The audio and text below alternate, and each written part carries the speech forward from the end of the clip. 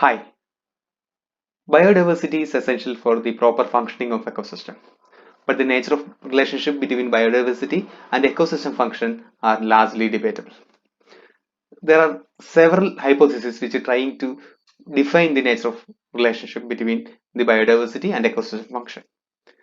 And some of them are contradictory in nature. Some of them say biodiversity is very good for ecosystem function. Some others say it is inversely affecting the ecosystem function.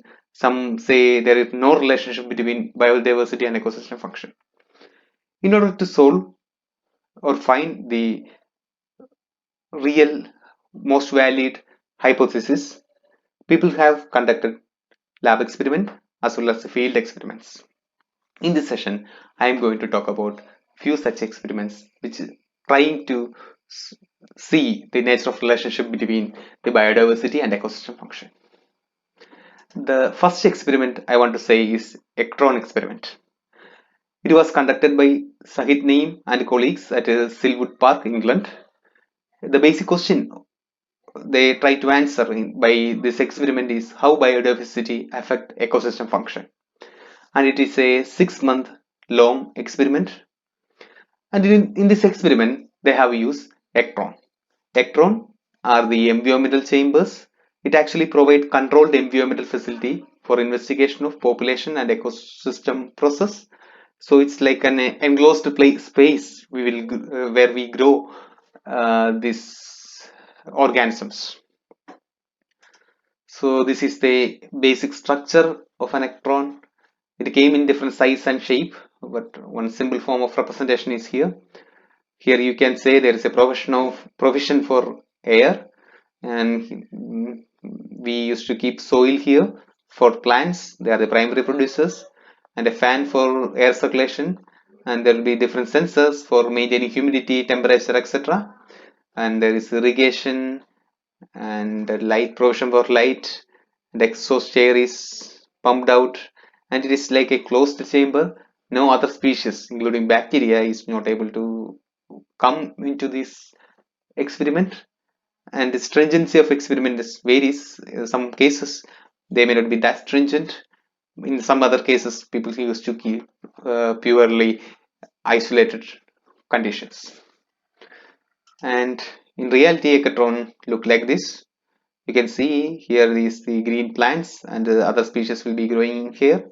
And in this one they have the provision for artificial light. This is one other design for ecotron. It's like parabolic or something like that, and it is a bit bigger. And here they have the natural lights instead of artificial light. So actually, whatever shape or size it is came, the electron they contain terrestrial communities, and they we used to grow it in three different densities: high biodiversity, medium biodiversity, low diversity. High diversity means there are different types of species, different species will be there.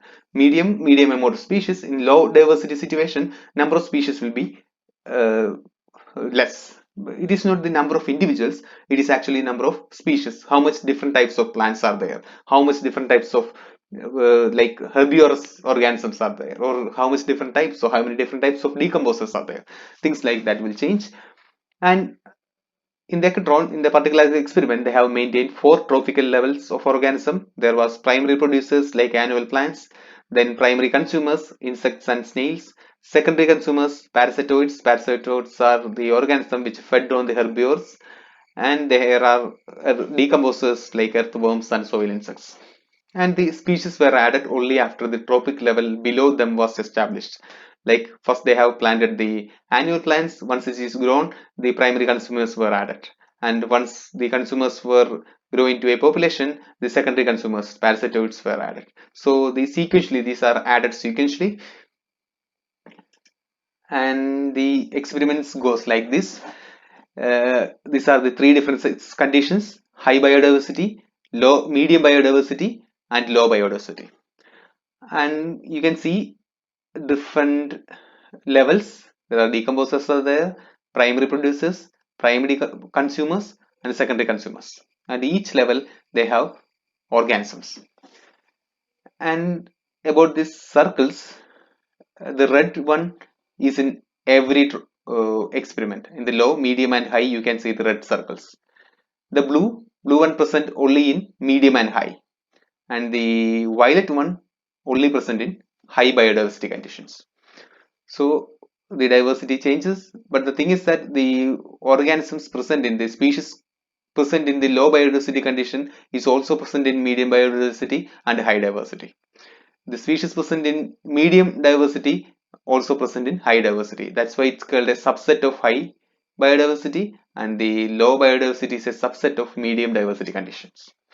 And the lines between them actually shows the relationship between different organisms. It's like the food web. Here you can see they are very much interconnected. Here is also you can see the connections. Here also these connections are there. So basically, these are the food web there, and they have placed different number of chambers for each of them, and totally they have done this experiment for 14 different chambers, and they have mounted in the 6 months they have mounted different parameters to assess the ecosystem function. So community respiration, decomposition, nutrient retention rates, and the community productivity. These factors are analyzed in the three different conditions, like the low biodiversity, medium biodiversity, and high biodiversity conditions. So the aim is to say these are the measures of ecosystem function. So our aim is to find how the ecosystem function is related to the function biodiversity. So after 6 months, they found this.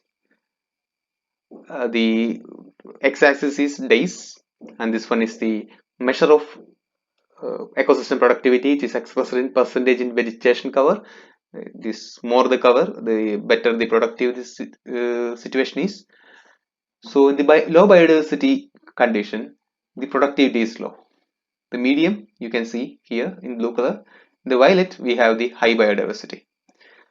This graph shows if the biodiversity is high, the ecosystem productivity is also high.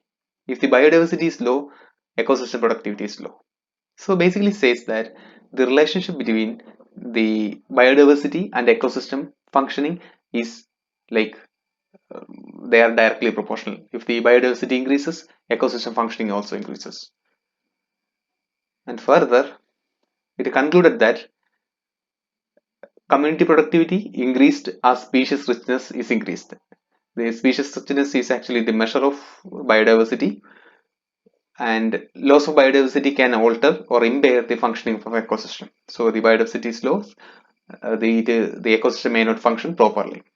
So one of the reason is like if we have different types of primary producers, it can actually occupy the whole space. It's actually we say it use the resources more efficiently. If the number of plants we have planted in an ectron is less, the number of species is less, it may not be able to occupy all the spaces. But if the species diversity is high, it can optimally use all the resources like light, air, like carbon dioxide, then the water, everything can be used more efficiently if the biodiversity is high. And another experiment is like field experiment. It is also done to see the relationship between the biodiversity and ecosystem. Unlike the laboratory experiment, the Ektron experiments, these are done in actual field, the large areas. This is done by David Tillman and colleagues, and they have used the 3 into 3 meters plots for this experiment.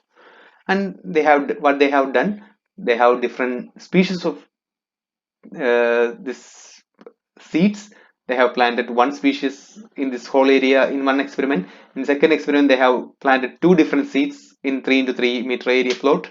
Under they planted four, and up to 24 different plants were planted in this area. So the area is limited, 3 into 3 meter area is loose, but in different conditions we are planting different number of species. The total number of individuals are same, but the number of species are different.